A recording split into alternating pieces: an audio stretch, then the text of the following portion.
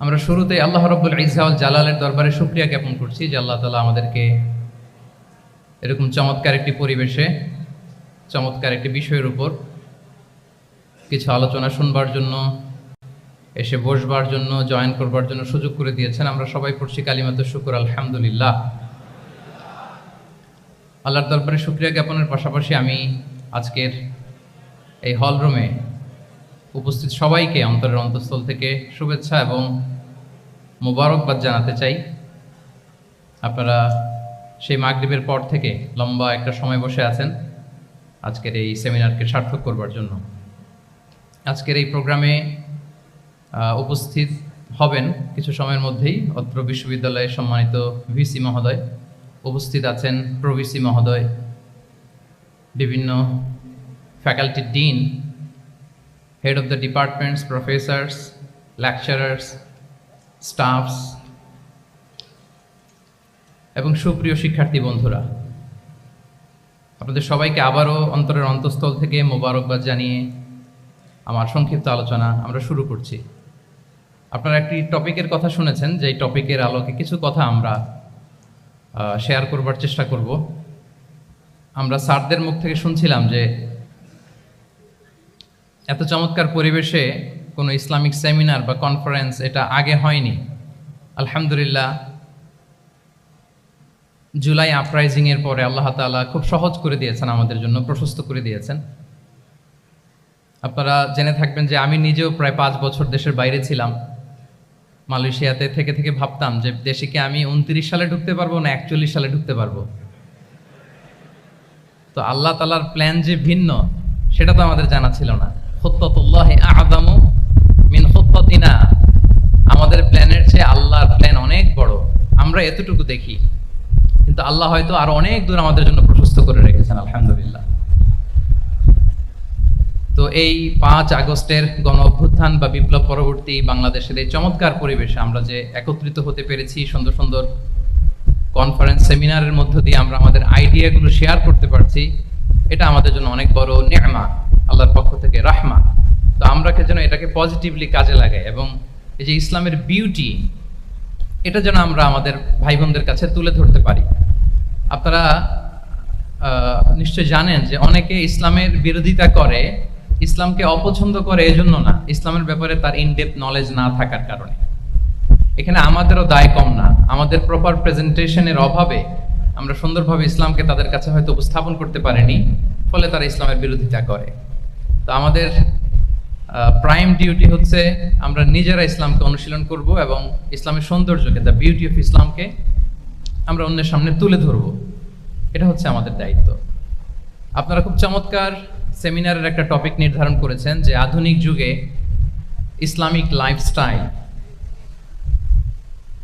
শুরুতে আমি Islamic lifestyle বলতে আসলে কি বোঝায় এই আইডিয়াটাকে, কনসেপ্টটাকে ক্লিয়ার করে আমি আমার মূল আলোচনায় যাব ইনশাআল্লাহ বিইজনিল্লাহ। এই ফ্যানটা একটু কমাতে হবে, ফ্যানের বাতাসটা সামান্য একটু কমাই দিলে হবে। খুব সহজে যদি বলি, ইসলামিক লাইফস্টাইল হচ্ছে যে লাইফস্টাইল কোরআন সুন্নাহ থেকে উৎসারিত এবং যে লাইফস্টাইল হচ্ছে এন্ডোর্সড বাই ইসলাম, যে লাইফস্টাইল আমাদের প্রিয় নবী মুহাম্মদুর রাসূলুল্লাহ সাল্লাল্লাহু আলাইহি ওয়া আলিহি ওয়াসাল্লাম তিনি নিজে লিড করে দেখিয়েছেন আমাদেরকে, এটাই হচ্ছে ইসলামিক লাইফস্টাইল। আই রিপিট, যে লাইফস্টাইল কোরআন সুন্নাহ থেকে উৎসারিত, যেই লাইফস্টাইলকে ইসলাম এন্ডোর্সড করে এবং যে লাইফস্টাইল আল্লাহ রাসূল সাল্লাল্লাহু আলাইহি ওয়া আলিহি ওয়াসাল্লাম আমাদেরকে তিনি লিড করে দেখিয়েছেন, এটা একটা কমপ্লিট প্যাকেজ, একটা হোলিস্টিক প্রজেক্ট। এখানে কাটছাট করার সুযোগ নেই, মানে পিক অ্যান্ড চুজ করার সুযোগ নেই। আমার পুরো জীবনটাকেই ইসলামে অনুশাসন দিয়ে যদি আমরা পরিচালিত করি, ইসলামের ছাঁচে যদি সাজাই, সেটা হবে ইসলামিক লাইফস্টাইল। এখানে পিক অ্যান্ড চুজের কোনো সুযোগ নাই। মানে মুসলিম হইলে পার্ট টাইম মুসলিম হওয়া যায় না, ফুল টাইম মুসলিম হইতে হয়। মানে জীবনের প্রতিটা অঙ্গনে ইসলামকে আমাদের প্র্যাকটিস করতে হবে, কারণ আমরা জানি ইসলাম মানে হচ্ছে complete submission to the order of Allah, to the wish of Allah. কোনো যদি, কিন্তু, তবে ছাড়া আল্লাহর আদেশের সামনে নিজেকে উজাড় করে দেওয়ার নাম হচ্ছে ইসলাম। আই রিপিট, আমি আবারও বলছি, কোনো যদি, কিন্তু, তবে ছাড়া আল্লাহর অর্ডারের সামনে নিজেকে সঁপে দেওয়ার নাম কি? ইসলাম। সবাই বলুন তো, আল্লাহর আদেশের সামনে কোনো যদি কিন্তু তবে ছাড়া নিজেকে সাবমিট করা, এই সাবমিসিভ অ্যাটিটিউডের নাম কি সবাই বলুন তো? তাহলে আপনি পিক এন্ড চুজ করতে পারবেন না যে এটা আমার ভাল লাগে, এটা আমার সাথে যায়, সো আমি এটা নিলাম, এটা আমার সাথে যায় না, সো এটা থেকে আমি দূরে থাকলাম, তাইলে এটা ইসলামিক লাইফস্টাইল হলো না। এই কনসেপ্টটা কি ক্লিয়ার সবার কাছে? এটা একটা total package, it's a total project, it's a holistic program. আপনি আপনার সুবিধা মতো এখানে করতে পারবেন না, নিলে পুরোটাই নিতে হবে। তো আমরা অনেকে আবার কাটছাট করি নিজের মন মতো, তাদেরকে উদ্দেশ্য করে আল্লাহ তাআলা বলছেন আফাতুমিনুনা বিবা'দিল কিতাবি ওয়া তাকফুরুনা বিবা'দ, তোমরা কি আল্লাহর কিতাবের কিছু অংশ মানো আর কিছু অংশ তোমরা অস্বীকার করো, এটা তোমাদের পলিসি? জেনে রেখো, ওয়ার্নিং দিচ্ছেন যে তোমাদের পলিসি যদি এইটা হয় তাহলে এই দুনিয়াতে আছে তোমাদের জন্য লাঞ্ছনা, আর আখিরাতে তোমাদেরকে শাস্তির মুখোমুখি হতে হবে। তাহলে কাটছাট করার সুযোগ নেই। আমরা যেটা করি, নামাজ, রোজা, হজ, জাকাতের মতো এই যে আনুষ্ঠানিক ইবাদতগুলো, এগুলোতে আমরা ইসলামকে খুব মানি, ইসলামের অনুশাসন মানি। কিন্তু আমাদের ব্যক্তি জীবন, পারিবারিক জীবন, সামাজিক জীবন, আমার ডিলিংসগুলো, আমার ট্রেড, আমার বিজনেস, আমার ব্যবসা, আমার বিয়ে শাদী, আমার বিহেভিয়ার, এগুলোকে অনেক সময় আমরা ইসলামের অনুশাসন অনুযায়ী মানতে চাই না। এগুলোর ক্ষেত্রে আমরা অনেক সময় ইসলামের অনুগামী হই না। এইখানে একটা ঝামেলা রয়ে গেছে আমাদের। কিন্তু মূল কথা হচ্ছে, আপনি ইসলামকে মানলে দ্য টোটাল প্যাকেজ আপনাকে মানতে হবে। এখানে কাটছাট করার কোনো সুযোগ আছে বলেন তো? আওয়াজ করে বলেন, কোন কাটছাটের সুযোগ কি আছে? কারণ কমপ্লিট প্যাকেজ, কমপ্লিট প্যাকেজ, জীবনের প্রতিটি অঙ্গনকে ইসলামের অনুশাসন দিয়ে সাজানো, বা জীবনের প্রতিটি অঙ্গনে ইসলামকে অনুশীলন করার নামই হচ্ছে ইসলামিক লাইফস্টাইল। মূলত ইসলামই একটা lifestyle. Islam is not merely a set of beliefs and rituals, rather it's a lifestyle. ইসলাম নিজেই একটা lifestyle that emphasizes justice, spirituality, integrity and modesty. আপনি যদি নিতে চান আপনাকে পুরোটাই নিতে হবে, তাহলে কাটছাট করার সুযোগ নেই। এটা হচ্ছে প্রথম, first and foremost reminder tonight, যে ইসলাম একটা টোটাল প্যাকেজ, একটা কমপ্লিট প্রোগ্রাম, একটা হোলিস্টিক প্রোগ্রাম। এখানে পিক এন্ড চুজ করতে পারবো না আমরা। আপনি যদি আমাকে ইসলামী লাইফস্টাইলের উপরেই সেমিনারে কথা বলতে বলেন, I must say you have to take the entire package, পুরোটাই আপনাকে নিতে হবে। এই আইডিয়াটা ক্লিয়ার হয়েছে আমাদের সবার কাছে? সবার কাছে ক্লিয়ার তো? তাহলে পিক এন্ড চুজ করবো নাকি? শুনি নাই সবার কাছ থেকে। পিক এন্ড চুজ করা যাবে? কাটছাট করা যাবে? কিছু কিছু রুলস এন্ড রেগুলেশন আমার খুব ভালো লাগে, আমার জন্য খুব সুবিধা হয়, ওইটা নিলাম, বাকিগুলা কাটছাট করে দিলাম। তার মানে সহজভাবে পার্ট টাইম মুসলিম হওয়ার কোনো সুযোগ নেই, হলে ফুল টাইম হতে হবে। কাস্টমাইজড ইসলামের কোনো সুযোগ নেই, টোটাল প্যাকেজটাকে আমার অ্যাডাপ্ট করতে হবে। এটা হচ্ছে ইসলামিক লাইফস্টাইল। তো আজকের এই সেমিনারে আমি কিছু ট্রেটস বা the core values of Islamic lifestyle আপনাদের সাথে শেয়ার করবার চেষ্টা করব, যাতে করে ব্যাপারটা আরও ক্রিস্টাল ক্লিয়ার হয় যে আসলে what is Islamic lifestyle all about. আসলে এটা কি, কিভাবে এটা আমরা অ্যাডাপ্ট করব, কিভাবে এটার সাথে নিজেকে খাপ খাওয়াবো, কিভাবে এটা আমরা প্র্যাকটিস করব। তাহলে প্রাথমিক কথা অলরেডি ডান, যে কাটছাট আমরা করব না, পিক অ্যান্ড চুজ করব না, টোটাল প্রোগ্রামটাই আমরা নেওয়ার চেষ্টা করব। তো এখন আমরা কিছু কোর ভ্যালিউজের কথা বলবো, যেগুলো দিয়ে ইসলামিক লাইফস্টাইলের মূল ধরনটা আমাদের কাছে ক্লিয়ার হবে। ইসলামিক লাইফস্টাইলের কথা যদি আমাদেরকে বলতে হয়, প্রথম যেই ট্রেড, যে ক্যারেক্টারিস্টিক্স বা ভ্যালিউর কথা আমাকে বলতে হবে, সেটা হচ্ছে দ্য কনসেপ্ট অফ হালাল অ্যান্ড হারাম। ইফ দেয়ার ইজ নো হালাল অ্যান্ড হারাম, there is no Islamic lifestyle, for sure I am telling you.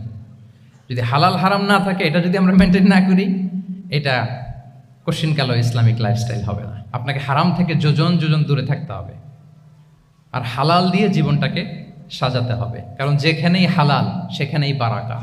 Repeat, আমি আবারও বলছি, যেখানেই হালাল সেটার মধ্যে কি? হারামে কোনো বারাকা আছে? হারামে আছে অস্থিরতা, সাময়িক উন্মাদনা, এর ভেতরে বারাকা নাই। হালালের ভেতরে আল্লাহ তাআলা বারাকা ঢুকিয়ে দিয়েছে। আচ্ছা আপনারা বলুন তো, গরুর গোশত খাওয়া এটা হালাল না হারাম? হালাল। কুকুরের গোশত খাওয়া হালাল না হারাম? আচ্ছা, গরু বছরে বাচ্চা দেয় কয়টা? গাভী? আচ্ছা, একটা। কুকুর দেয় কয়টা? কয়টা? 7টা। 8টা 10টা? ফ্যামিলি প্ল্যানিং নাই তো? দেদারসে দিচ্ছে। আচ্ছা, গরু হালাল, কুকুর হারাম। গরু বাচ্চা দেয় কয়টা? কুকুর দেদারসে দিচ্ছে। তারপরেও বলেন, আমাদের এই যে বাংলাদেশে আমাদের কুরবানির ঈদে লক্ষ লক্ষ গরু জবাই হয়, বিয়ের অনুষ্ঠানগুলোতে এত গরুর গোশত আমরা খাই, প্রতিদিনের চাহিদা মেটানোর জন্য তো কত গরু কুরবানি করা হয়। এরপরে বলেন, বাংলাদেশে গরু বেশি না কুকুর বেশি? সবাই বলেন, গরু বেশি না কুকুর বেশি? কারণ কি? হালাল। কারণ কি? এই হালালে বরকত ঢুকিয়ে দিয়েছে কে? তাহলে if there is no concept of halal and haram, there is no Islamic lifestyle. প্রথম core value of Islamic lifestyle হচ্ছে আপনাকে হালাল দিয়ে আপনার জীবনকে সাজাতে হবে। লা ইয়াদখুলুল জান্নাতা জাসাদুন গুযিয়া বিল হারাম। হারাম খেয়ে বর্ধিষ্ণু যে দেহ, সে দেহ আল্লাহর জান্নাতে প্রবেশ করবে না। মানে whatever you consume, it should be হালাল। এটা হালাল হইতে হবে। শুধু যেটা আপনি খাচ্ছেন এটাই না, কুলু মিম্মা ফিল আরদি হালালাম তাইয়্যিবা, আল্লাহ তাআলা বলেছেন যেটা কনজিউম করবো হালাল হবে, হালাল হতে হবে। তো এটা শুধু এত ন্যারো কনসেপ্ট না, আপনার জীবনের সবটাই হালাল হতে হবে। ইউর ফুড শুড বি হালাল, ইউর ড্রিঙ্ক শুড বি হালাল, ইউর ইনকাম শুড বি হালাল, ইউর ফ্যাশন শুড বি হালাল, ইউর এন্টারটেইনমেন্ট শুড বি হালাল। সব কিছু হালাল হইতে হবে। আমরা অনেকে যে ভুলটা করি, আমরা খাওয়ার ক্ষেত্রে শুধু হালাল খুঁজি, এরকম অনেকে করে, কিন্তু অন্যান্য ক্ষেত্রে হালাল হারামের বাজ বিছান নাই। আমি একটা উদাহরণ প্রায়ই দেই, দেখবেন যে আমাদের বাংলাদেশের সরকারি অফিসগুলোতে তো ঘুষ চলে নাকি? আল্লাহ ঘুষ থেকে এই জাতিকে তুমি হেফাজত করো। আচ্ছা, দেখবেন যে আমাদের বিভিন্ন সরকারি অফিসগুলোর মুসলিম কর্মকর্তারা তারা ওয়াইন খায় না। আমি দেখেছি, থাইল্যান্ডে গিয়েছে, চায়না গিয়েছে অফিসের কাজে, ওখানে হালাল রেস্টুরেন্টগুলো খোঁজে, কারণ মুসলিম, তার হালাল খাইতে হবে। তো সে ওয়াইন খায় না, পর্ক খায় না, কারণ ইসলামে এটা হারাম। আবার অনেক হিন্দু কর্মচারী, সে আবার গরুর গোশত খায় না, কারণ কি তার ধর্মে ওইটা হারাম। কিন্তু এই মুসলিম কর্মচারী, হিন্দু কর্মচারী দুইজনের নির্বিশেষে মাশাআল্লাহ ঘুষ খায়। এরকম হয় না? দেখেন, মুসলিম ওয়াইন খায় না, পর্ক খায় না, তার ধর্মে হারাম। আমার হিন্দু ভাই গরুর গোশত খায় না, এটা তার ধর্মে হারাম। কিন্তু ঘুষ আবার দুই ধর্মে হালাল নাকি? হ্যাঁ, হালাল। তার মানে ওই যে pick and choose, you got the point, right? Pick and choose করেছে যে আমার ধর্মের এই এই নিয়ম আমি মানবো, কারণ এটা আমার জন্য খুব ফ্লেক্সিবল, এটা খুব ভালো লাগে। কিন্তু যেটা কঠিন হয়ে যাচ্ছে, যেটা তার বিরুদ্ধে দাঁড়াচ্ছে, ওইটা সে মানে না। তাহলে পিক এন্ড চুজ করার কোনো সুযোগ। আমরা আমাদের গোটা জীবনকে হালাল দিয়ে সাজাইতে হবে, তাহলে your lifestyle will be Islamic lifestyle. এই কথাটা কি বুঝতে পেরেছেন? তাহলে ইউর ফুড শুড বি হালাল, ইউর ড্রিঙ্ক শুড বি হালাল, ইউর ফ্যাশন শুড বি হালাল, ইউর ইনকাম শুড বি হালাল, ইউর এন্টারটেনমেন্ট শুড বি হালাল, even your relationship should be হালাল। ব্যাপার কি? এটার এত আওয়াজ বেড়ে গেল।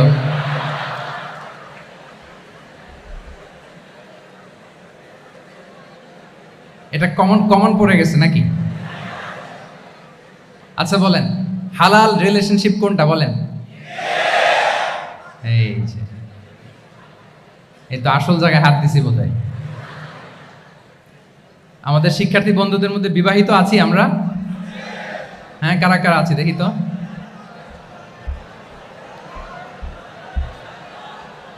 দেখি দেখি, মাশাআল্লাহ মাশাআল্লাহ, ঠিক আছে ঠিক আছে। আমাদের বোনরা উপরে আছেন, মাশাআল্লাহ, অনেকে হাত তুলেছেন, আলহামদুলিল্লাহ। এই তো আমাদের যারা হাত তুলছেন তাদের জন্য একটা তাকবীর দেই আমরা, আল্লাহু আকবার। এই যে আপনারাই বলেছেন, আমার কোনো লিগ্যাল অপিনিয়ন দেওয়ার প্রয়োজন হচ্ছে না, যে হালাল রিলেশনশিপ হচ্ছে বিয়ে। তাহলে বিয়ের বাইরে যদি আমার কোনো রিলেশনশিপ থাকে, হালাল না হারাম? ফতোয়া দিচ্ছে কে? আমি? আপনারাই দিচ্ছেন। বলেন, বিবাহ পরবর্তী কোনো যদি এক্সট্রা ম্যারিটাল রিলেশনশিপ থাকে, এটা ইসলামে হালাল না হারাম? তাইলে pre marriage relationship, after marriage relationship, এটা শরীয়তে হারাম। তো এই হারাম যদি আমি এই হারামের সাথে যদি নিজেকে জুড়ে দেই, তাহলে আমার লাইফস্টাইল এটা ইসলামিক লাইফস্টাইল হতে পারে না। আমরা বিয়ের মতো পবিত্র বন্ধনের মধ্য দিয়ে আমরা আমাদের দাম্পত্য জীবনকে উপভোগ করব। আল্লাহ তৌফিক দান করুক। এই যে অনেকে হাত তুলে ফেলছে মাশাআল্লাহ, তার মানে সেকেন্ড ইয়ারে আছে, ফার্স্ট ইয়ারে আছে, থার্ড ইয়ারে আছে, আলহামদুলিল্লাহ হালাল রিলেশনশিপে তারা গিয়েছে, মাশাআল্লাহ। তাহলে হালাল এন্ড হারামের ব্যাপারে যদি আমরা বলি, আমাদের পুরো জীবনের প্রতিটি অঙ্গন আমরা হালাল দিয়ে সাজাবো, কি বলেন? পারা যাবে তো ইনশাআল্লাহ? হারামের সাথে আমাদের কোনো সম্পর্ক আছে? হ্যাঁ, আমরা সবকিছু হালাল দিয়ে সাজাবো তো? হারামকে আমরা না বলে দিব না, নো। আজকের এই জহির রায়হান মিলনায়তন, না এটা কি নাম, জহির রায়হান মিলনায়তনের এই হল রুম থেকে হারামকে আমরা লাল কার্ড দেখাই দিলাম, কি বলেন? হারামকে আমরা নো বলবো, আওয়াজ করে বলুন নো। ওকে, নো টু হারাম। তাহলে the concept of halal and হারাম আশা করি আমাদের কাছে ক্লিয়ার। আমরা হালাল দিয়ে নিজেদের জীবনকে সাজাবো, হারামের সাথে আমাদের কোনো সম্পর্ক নাই। তাহলে একটা ট্রেড আমরা শেয়ার করলাম, একটা কোর ভ্যালু শেয়ার করলাম, যে আমরা যদি হালাল মেনটেন করতে পারি আমাদের জীবনে, এটা হচ্ছে one of the core values of Islamic lifestyle. 2 নম্বর হচ্ছে ইসলামিক লাইফস্টাইলটা বেসিকলি এটা একটা প্রোডাক্টিভ লাইফস্টাইল। মানে ইসলামী লাইফস্টাইল আমাদেরকে প্রোডাক্টিভ হতে উদ্বুদ্ধ করে। আপনার দিন শুরু হবে অনেক সকালে, প্রোডাক্টিভিটি নিয়ে অনেক লম্বা আলোচনা করা যেতে পারে। আমি ছোট্ট একটা পয়েন্ট যদি আজকের এই হলরুমে শেয়ার করি প্রোডাক্টিভিটি নিয়ে, যে ইসলামিক লাইফস্টাইল হচ্ছে আপনি একেবারে সকাল সকাল আপনার দিন শুরু করবেন। Early to bed and early to rise makes a man healthy wealthy. সবাই তো শিখেছি এটা, যে আগে আগে ঘুমোতে যাও, আগে আগে ঘুম থেকে জাগো, তুমি ধনী হবে, তারপর তুমি প্রজ্ঞাবান হবে, তুমি সুস্বাস্থ্যের অধিকারী হবে। এটা হচ্ছে ইসলামিক লাইফস্টাইলের একটা কোর ভ্যালিউ। সকাল সকাল দিন শুরু করা, মানে সানরাইজের আগে আমার সকাল শুরু হবে। কাজী নজরুলের যে কবিতা, সূর্যি মামা জাগার আগে উঠবো আমি জেগে, পড়েছি আমরা সবাই, কিন্তু হয়তো মানা হয় না। তো এই যে সকাল সকাল ঘুম থেকে ওঠা, এটা যদি আপনার মধ্যে না থাকে, এটা ইসলামিক লাইফস্টাইল হতে পারে না। You must be a morning person. সকাল সকাল উঠতে হবে, আপনার সময় এমনভাবে মেনটেন করবেন আপনি যে সকাল সকাল ফজরের পর থেকে আপনি অ্যাক্টিভ। তার মানে you have to wake up early, you have to sleep early. একজন মর্নিং পারসন যদি না হন, এটা ইসলামিক লাইফস্টাইল হবে না।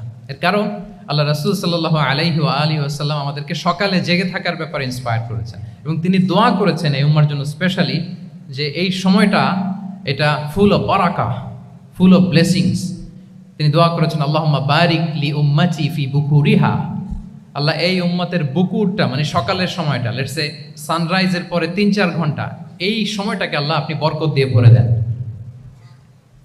এই সময়টাতে ঘুমানো যাবে না, এটা হচ্ছে বরকতের সময়। এবং আল্লাহ রাসূল সাল্লাল্লাহু আলাইহি সাল্লাম যদি কোনো সামরিক অভিযান প্রেরণ করতেন, এই টাইমে প্রেরণ করতেন, এই বুকুরের টাইমে। এবং সাহাবারা তাদের কোনো ট্রেড ক্যারাভান, ব্যবসায়িক কাফেলা যখন সেন্ড করতেন, এই টাইমটাতে সেন্ড করতেন, কারণ এই টাইমটাতে বারাকা। তো এখন নিজের সাথে মিলিয়ে নেন যে এই টাইমটাতে আমরা কি করি। আমি জানি না আপনাদের কি অভ্যাস। আমি এসে তো শুনলাম যে জাহাঙ্গীরনগর বিশ্ববিদ্যালয়ে নাকি যতজন শিক্ষার্থী, মানে ততজনের জন্য এখানে আবাসনের ব্যবস্থা আছে। বাংলাদেশের কোনো ইউনিভার্সিটিতে নাকি এটা নেই। আলহামদুলিল্লাহ, অসাধারণ প্রিভিলেজ, এখানে অনেক সুন্দর সুযোগ। তো এখন বলেন, আপনাদের সকালের রুটিন কি বলেন? ঘুমিয়ে থাকেন না জেগে থাকেন? হ্যাঁ, আচ্ছা, ফজরের পরে আমরা ঘুমাই কারা কারা দেখি? সর্বনাশ। আচ্ছা ঠিক আছে, হাত নামান। আচ্ছা, ফজরের পরে আমরা একটু এক্সারসাইজ করি, পড়াশোনা করতে বসি কারা কারা? মাশাআল্লাহ, আছে কিছু, ঠিক আছে, হাত নামান। এবার 2 বারের 1 বারও যারা হাত তুলেননি তারা হাত তুলেন। আপনারা কি করেন? এইটা হ্যাঁ, ডিভাইস। তো সম্মানিত সুধী মণ্ডলী, আল্লাহুম্মা বারিক লি উম্মতি ফি বুকুরিহা। আপনারা আমাকে এনেছেন ইসলামিক লাইফস্টাইল নিয়ে বলতে, তো আমাকে বলতেই হবে, ফজরের পরে ঘুমানো চলবে। প্রথমে আমরা হারামকে না বলে দিলাম, এবার আমরা না করে দিব কোনটাকে? হ্যাঁ, ফজরের পরে আজকে থেকে কোনো ঘুম চলবে। যদি আপনি চান, একটু দূরে সরাইতে হবে, যে ড্রোনগুলো একটু দূরে সরাইতে হবে। ফজরের পরে আজকে থেকে আমি এখানে জবরদস্তি করব না, শুধু আপনাদের সামনে আমি প্রেজেন্ট করছি। যদি সেমিনারের যে টপিক নিয়ে আপনারা শুনতে এসেছেন, এটা যদি আপনি অ্যাডাপ্ট করতে চান, অনুশীলন করতে চান, হ্যাঁ, ফজরের পরে আজকে থেকে কোনো ঘুম চলবে। এই সময়টাতে অনেক বারাকা আছে। তো কি করতে হবে? এটার জন্য আগে আগে ঘুমোতে হবে। কি বলেন?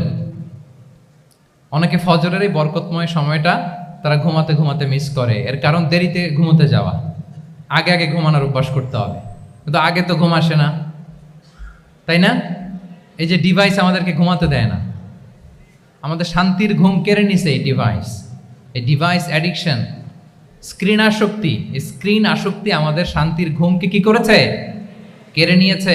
আল্লাহ তাআলা রাতকে বানিয়েছেন ঘুমের জন্য। ওয়াজআলনাল লাইলা লিবাসা, লিবাস মানে আবরণ। আমি রাতকে বানিয়েছি পোশাকের মতো আবরণ করে, যে আবরণ রাত্রিবেলা নিঝুম নিঝুম নিস্তব্ধ অন্ধকার দিয়ে ছেয়ে দেয়। ফলে মেলাটিন নামে একটা হরমোন নিঃসরিত হয়, আমাদের ঘুম ঘুম ভাব আসে। ঘুমের জন্য আল্লাহ তৈরি করেছেন রাতকে। এরপরে আল্লাহ তাআলা বললেন ওয়াজআলনান নাহারা মাআশা, আর দিনকে বানিয়েছি আমি প্রাণ চঞ্চল করে। দিনে আমরা কাজ করব, তাহলে রাতে আগে আগে ঘুম, আর দিনের বেলা আল্লাহ তাআলা আমাদেরকে কাজ করার জন্য সৃষ্টি করেছেন। কিন্তু এই সাইকেলটাকে আমরা ঘুরাই ফেলছি। রাতে যত দেরি করে আপনি ঘুমাবেন, সকালে ঠিক তত দেরি করে আমাকে উঠতে হয়। ঠিক কিনা বলেন? তাহলে ফজরের পর বকুর পিরিয়ড অফ টাইমটাকে কাজে লাগাতে হলে রাতে আমাদেরকে আগে ঘুমাতে যেতে হবে। রাতে কি করতে হবে? আগে ঘুমোতে যেতে হবে। তাহলে এক নম্বরে কি বললাম? কনসেপ্ট অফ হালাল এন্ড হারাম। 2 নম্বরে বললাম প্রোডাক্টিভিটি। ইসলামিক লাইফস্টাইল হচ্ছে একটা প্রোডাক্টিভ লাইফস্টাইল। এটা মেনটেন করতে হলে প্রোডাক্টিভিটির অনেক কথা। একটা কথা হচ্ছে সকাল সকাল আপনার দিন শুরু করুন। কি পারা যাবে তো ইনশাআল্লাহ? সবাই একসাথে পড়ে ইনশাআল্লাহ। এই যে আমাদের দেরি করে রাতে ঘুম আসে, স্ক্রিন আসক্তি, এই ডিভাইস আমাদের আরামের ঘুম কেড়ে নিছে কেন জানেন? এর কারণ হচ্ছে আল্লাহর দেয়া যে ফিতরাত, এই ফিতরাতকে আমরা উল্টে দিয়েছি। ফিতরাত শব্দটার সাথে আপনাদের পরিচয় আছে? হ্যাঁ, the innate characteristics of a human being. একটা মানুষের যে ক্যারেক্টারিস্টিক্স, যে ইননেট স্বভাব দিয়ে আল্লাহ তাআলা তৈরি করেছেন, নেচার, এটাকে আরবিতে বলে ফিতরাত। এই ফিতরাতের বিরুদ্ধে কিছু করা যাবে না। ইসলামিক লাইফস্টাইল হচ্ছে ফিতরা বেসড লাইফস্টাইল। ফিতরাতাল্লাহিল্লাতী ফাতারান নাসা আলাইহা লা তাবদীলা লিখালকিল্লাহ। আল্লাহর প্রকৃতির অনুসরণ করো, যে প্রকৃতি দিয়ে তিনি মানুষকে সৃষ্টি করেছেন। আর আল্লাহর সৃষ্টি কাঠামোর মধ্যে কোনো পরিবর্তন, কোনো বিকৃতি নেই। সুবহানাল্লাহি ওয়া বিহামদিহি। তা আমরা এই ফিতরাতকে চেঞ্জ করে দেওয়ার কারণে এই ঝামেলা। আমরা সবাই এই ফিতরাতের উপর জন্মেছি। কুল্লু মাউলুদিন ইউলাদু আলাল ফিতরা ফাআবাওয়াহু ইউহাউবিদানি আও ইউনাসসিরানি আও ইউমাজ্জিসানি। প্রতিটি নিউ বর্ন বেবি তারা ফিতরাতের উপর জন্মায়, মানে নবজাতক সন্তান ইসলামের উপর জন্মায়। কিন্তু বাবা মা তাকে হয় ইহুদি বানায়, নাসারা বানায়, বা অগ্নি উপাসক বানায়। তাহলে এই যে ফিতরাত, আল্লাহর দেয়া ফিতরাতকে যখন আমরা চেঞ্জ করেছি, আমাদের জীবন থেকে বারাকা উঠে গিয়েছে।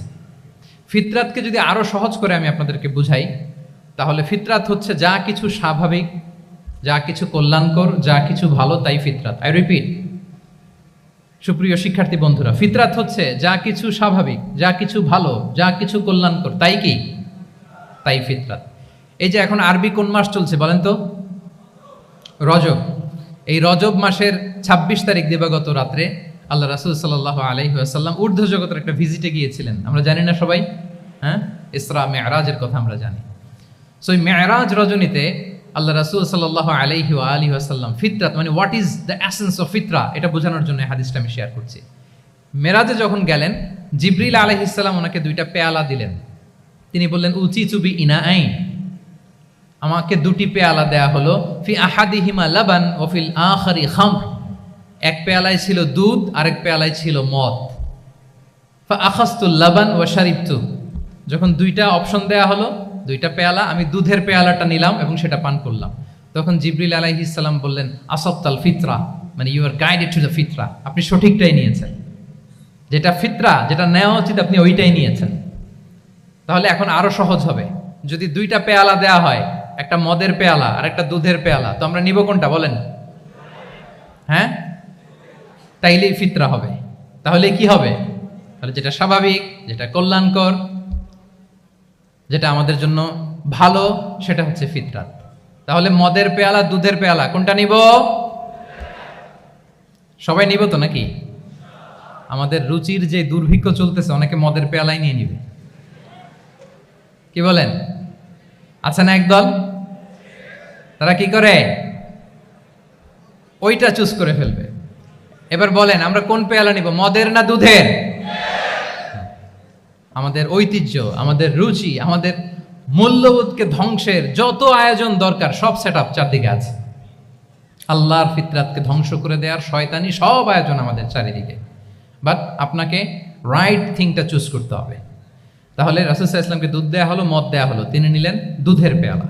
তাহলে এটা হচ্ছে ফিতরাত। এটা কি ফিতরাত? এভাবে সব কিছু চেঞ্জ করে দেওয়া হয়েছে।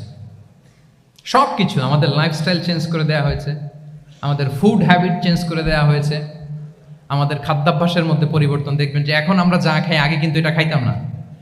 এখন আমরা প্রসেসড ফুড খাই, হ্যাঁ, ফাস্ট ফুড খাই, জেনেটিক্যালি মডিফাইড যে ফুডগুলো আমরা খাই, এরপরে ল্যাব মিট, কত যে ভয়ঙ্কর। আপনারা জেনে থাকবার কথা যে ল্যাবে তৈরি মাংস দেখেছেন নাকি আপনারা? প্রাকৃতিক মাংসের কোনো ছিটে ফোটা নেই, কিন্তু এটা গরুর মাংস হয়ে গেছে, ওইটা মানুষ খাচ্ছে। মানে আমাদের লাইফস্টাইলও করাপ্টেড, আমাদের ফুড হ্যাবিটও করাপ্টেড, আমাদের স্লিপিং সাইকেলটা করাপ্টেড, সব কিছু করাপ্ট করে দেওয়া হচ্ছে। এবং এটার প্রভাব পড়েছে আমাদের শিশুদের মধ্যেও। দেখবেন যে শিশুরা সবজি খেতে চায় না। আমার তো 2 মেয়ে আছে, আমি তো দেখি বাসায়, বা অনেকের কমপ্লেনগুলো আমরা শুনি। আমাদের এখনকার বাচ্চাদেরকে ভেজিটেবলস দিলে খায় না, মাছ দিলে খায় না, অর্গানিক ভালো ভালো খাবার দিলে শাকসবজি খায় না। কি খাবে জানেন? সচেস খায়, সচেস, হটডগ খায়। হ্যাঁ, ওই যে আপনি অর্ডার দিয়ে বার্গার এনে দিবেন, পিৎজা এনে দিবেন, ওইটা খাবে। তারপর ইনস্ট্যান্ট নুডলস খাবে, স্যুপ খাবে, ফ্রোজেন যত মিল আছে এগুলো খাবে, টিনজাত খাবার যেগুলো দীর্ঘদিন সংরক্ষণ করে রাখা হয়।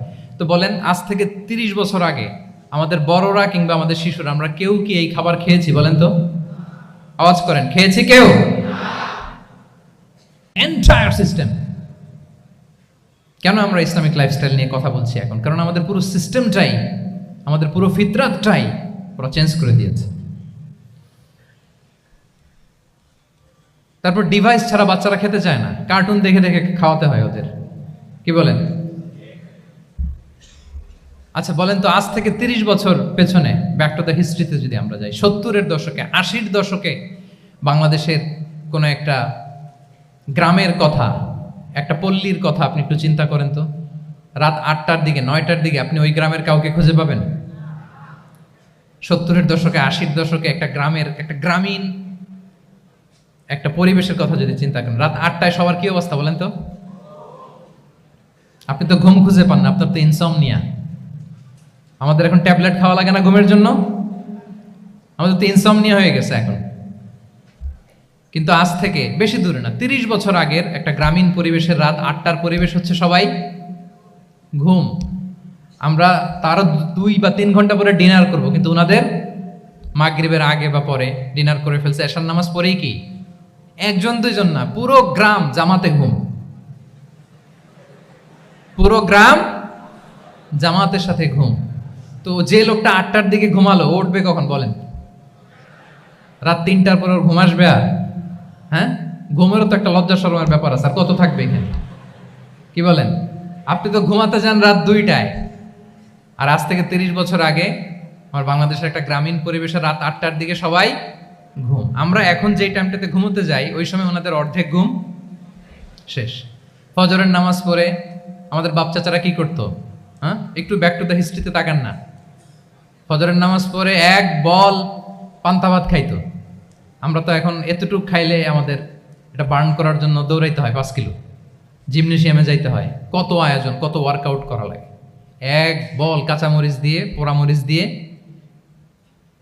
ভাত খেয়ে চলে যাইতো ফসল খেতে। দুপুরে আবার এক বল, খাইতে বসলেই এক বল। আমরা সারা মাসে খেতে পারি না এক বল। আচ্ছা, কি খেত? খাওয়ার আইটেমটা দেখেন তো, কোনো ফরমালিন আছে? কথা বলেন।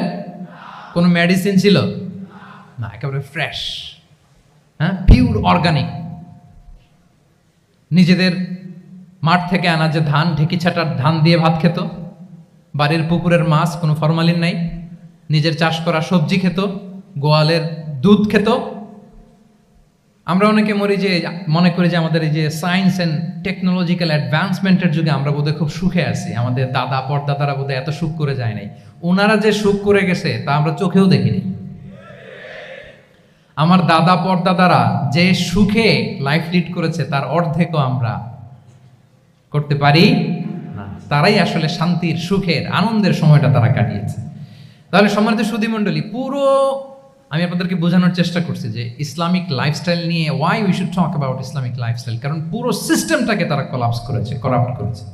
ফুড হ্যাবিট, আমাদের লাইফস্টাইল, আমাদের স্লিপিং স্টাইল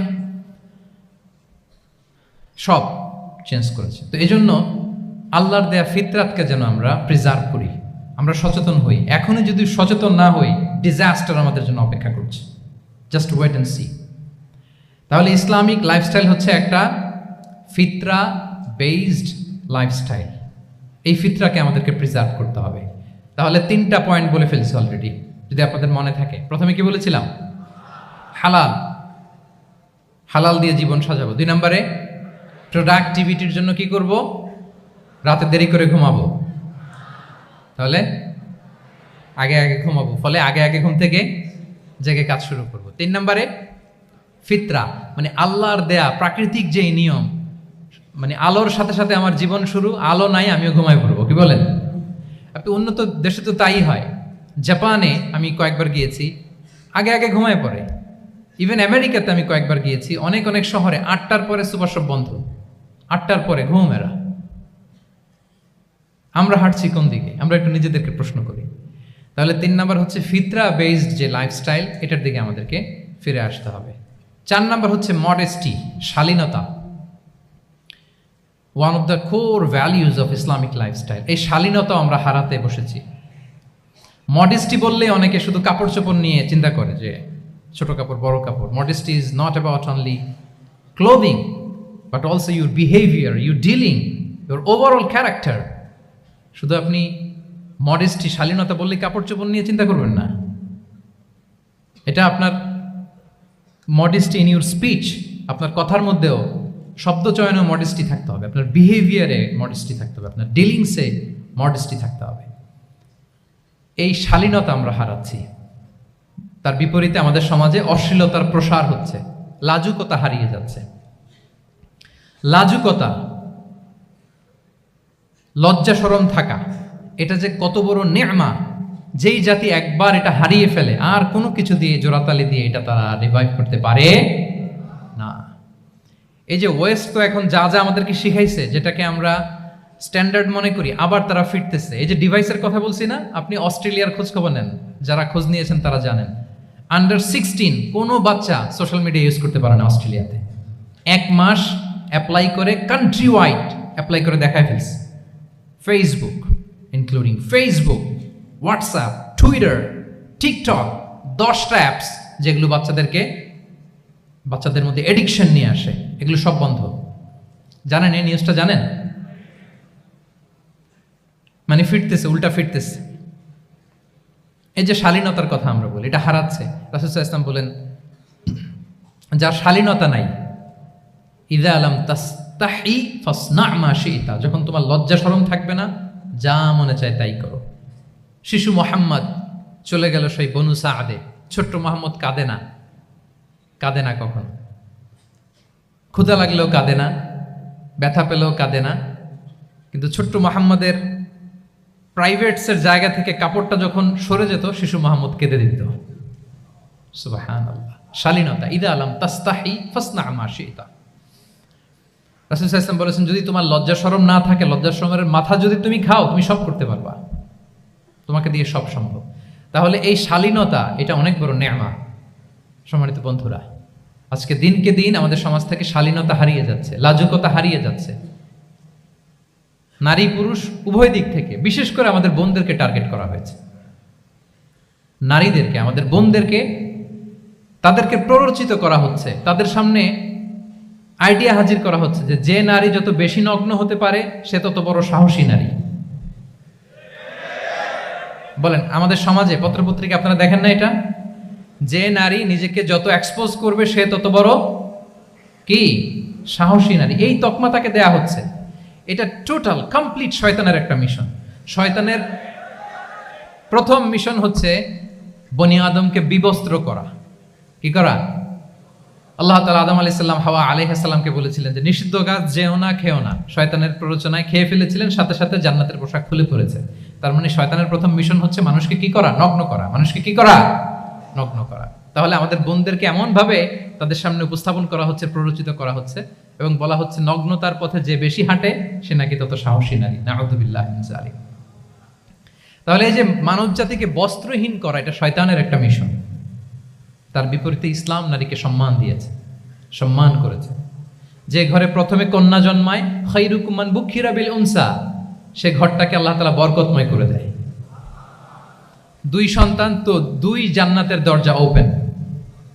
2 কন্যা সন্তান, 3 কন্যা সন্তান তো 3টা জান্নাতের দরজা ওপেন। সুবহানাল্লাহ।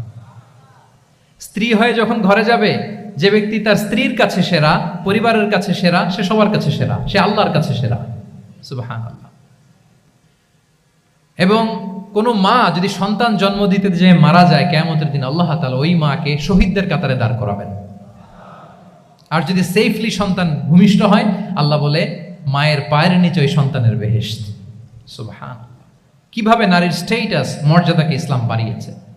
এবং এই যে ইসলাম যে নারীকে যে ভিআইপি হিসেবে কনসিডার করে, হ্যাঁ, ইসলামের দেয়া নারীর ড্রেস কোড নিয়ে আমাদের অনেকের কত কথা, কত ক্রিটিক। এটা কেন করে? কারণ Islam consider women as a queen. ইসলাম তো নারীকে রানী হিসেবে কনসিডার করে। কি হিসেবে বলেন? আচ্ছা বলেন, যে কুইন হবে, যে রানী হবে, তার একটা স্পেশাল ড্রেস কোড থাকবে না? তার একটা স্পেশাল প্রোটোকল থাকবে না? রানীর সাথে কি যা মনে চায় তা করা যায়, দেখা করা যায়, তার কাছে যাওয়া যায়? আল্লাহু আকবার। কারণ ইসলাম চায় নারীদের জন্য পৃথিবীটা নিরাপদ হোক। ইসলাম চায় নিজ গৃহে বা কর্মক্ষেত্রে নারীরা নিরাপদ থাক। ইসলামের যত ভ্যালিউজ আছে, যত রুলস এন্ড রেগুলেশন আছে, এটা আমাদের ভালোর জন্য, মানব জাতির কল্যাণের জন্য। তাহলে এই অশ্লীলতা থেকে আমাদের যোজন যোজন দূরে থাকতে হবে। If you talk about Islamic lifestyle, আমাদেরকে শালীনতা, মডেস্টি ফিরিয়ে আনতে হবে। You have to maintain modesty. আমি যদি আরো ডিপে যাই, দেখেন এই যে প্রত্যেকের হাতে এক একটা করে পর্ন হাব হয়ে গেছে। এখন হয়েছে না? পর্নোগ্রাফির সয়লাভ, বিকৃত যৌনাচারের সয়লাভ। এখন নতুন নামে, নতুন মোড়কে, LGBTQ নামে আমাদের সমাজে নানা মোড়কে আমাদের সামনে উপস্থাপন করা হচ্ছে।